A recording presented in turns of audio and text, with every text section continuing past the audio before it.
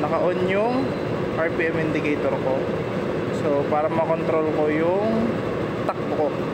So ang purpose niyan, nakaset yan hanggang 5,000 ata, 6,000 RPM.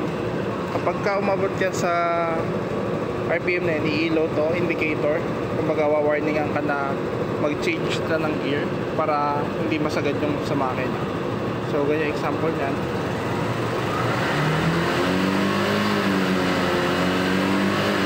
Ayun. So pwede naman din palitan yan.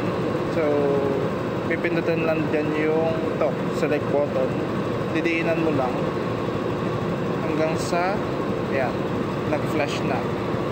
So pwede ka, 2 modes yan, isang steady light tapos isang blinking.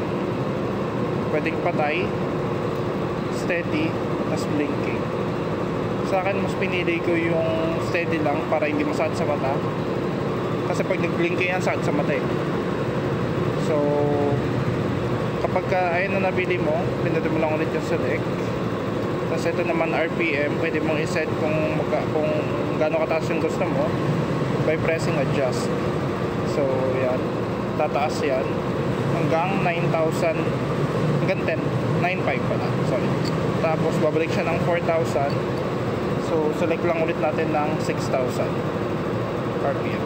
Yan, 6,000. Tapos select lang ulit. Okay na. Naka 150 na ako.